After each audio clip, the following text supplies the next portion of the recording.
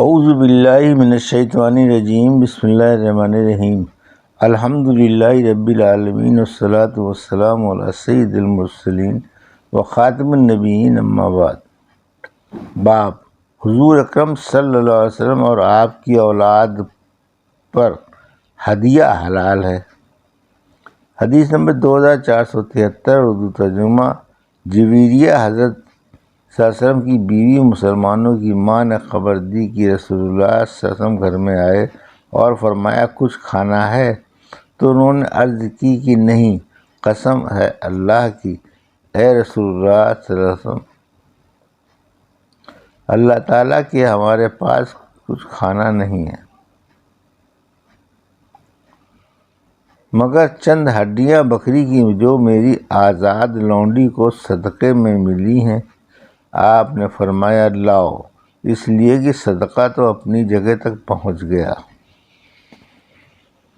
حدیث نمبر 2484، اردو ترجمہ۔ مذکورہ بالا حدیث اس سند سے بھی مروی ہے۔ حدیث نمبر 2485، اردو ترجمہ۔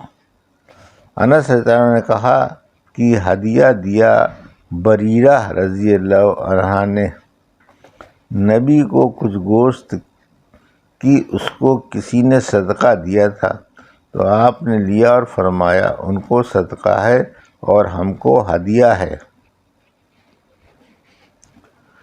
حدیث نمبر 2486، اردو ترجمہ۔ حضرت عائشہ رضی اللہ عنہ سے روایت ہے کہ کچھ گائے کا گوشت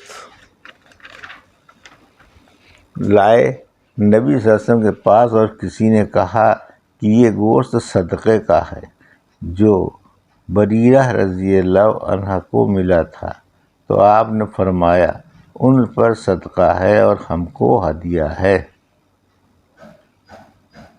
حدیث نمبر 2487، اردو ترجمہ۔ حضرت عائشہ رضی اللہ عنہ روایت ہے کہ انہوں نے فرمایا کہ بریرہ رضی اللہ عنہ کے مقدمے سے 3 حکم شرعی ثابت ہوئے۔ لوگ اس کو صدقہ دیتے ہیں اور وہ ہم کو ہدیہ دیتی، تو ذکر کیا ہم نے رسول اللہ صلی اللہ علیہ وسلم سے اس کا، تو آپ نے فرمایا وہ اس پر صدقہ ہے اور تم کو ہدیہ ہے، سو تم کھاؤ۔ حدیث نمبر 2488، اردو ترجمہ۔ مذکورہ بالا حدیث سند سے بھی مروی ہے۔ حدیث نمبر 2489، اردو ترجمہ۔ حضرت عائشہ رضی اللہ عنہ سے وہی روایت مروی ہے مگر اس میں یہ فرمایا کہ وہ ہمارے لیے اس کی طرف سے ہدیہ ہے۔ حدیث نمبر 2489، اردو ترجمہ۔ حضرت عائشہ رضی اللہ عنہ سے وہی روایت مروی ہے مگر اس میں یہ فرمایا کہ وہ ہمارے لیے اس کی طرف سے ہدیہ ہے۔ حدیث نمبر 2490، اردو ترجمہ۔ ام عطیہ رضی اللہ عنہ سے روایت ہے کہ انہوں نے کہا بھیجا میرے پاس رسول اللہ صلی اللہ علیہ وسلم نے ایک بکری کو صدقے کی، تو میں نے اس میں سے تھوڑا گوشت حضرت عائشہ رضی اللہ عنہ کو بھیج دیا۔ پھر آپ صلی اللہ علیہ وسلم حضرت عائشہ رضی اللہ عنہ کے پاس تشریف لائے اور فرمایا تمہارے پاس کچھ کھانا ہے؟ انہوں نے عرض کی کہ نہیں، مگر نصیبہ نے یعنی ام عطیہ نے ہمارے پاس کچھ گوشت بھیجا ہے، اس بکری میں سے جو آپ نے ان کے پاس بھیجی تھی۔ آپ نے فرمایا وہ اپنی جگہ پہنچ گئی۔ باب رسول اللہ صلی اللہ علیہ وسلم کا ہدیہ قبول کرنا اور صدقے کو رد کرنا۔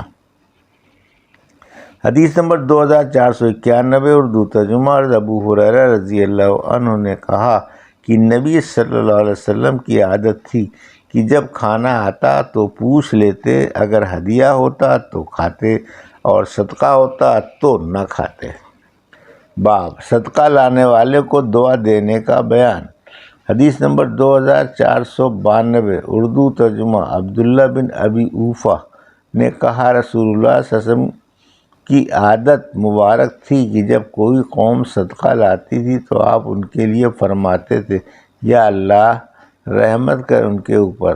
پھر آئے میرے باپ ابو اوفا صدقہ لے کر تو آپ نے فرمایا یا اللہ رحمت کر ابو وفا کی آل پر۔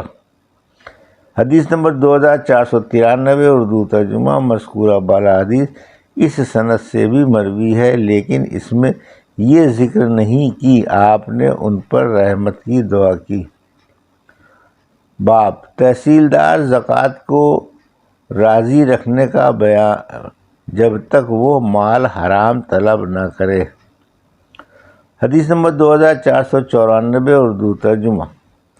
حضرت جریر رضی اللہ عنہ نے کہا، رسول اللہ صلی اللہ علیہ وسلم نے فرمایا، جب زکوٰۃ لینے والا تمہارے پاس آئے تو چاہیے کہ راضی جائے۔ یہ تھی صحیح مسلم کی حدیث نمبر 2483۔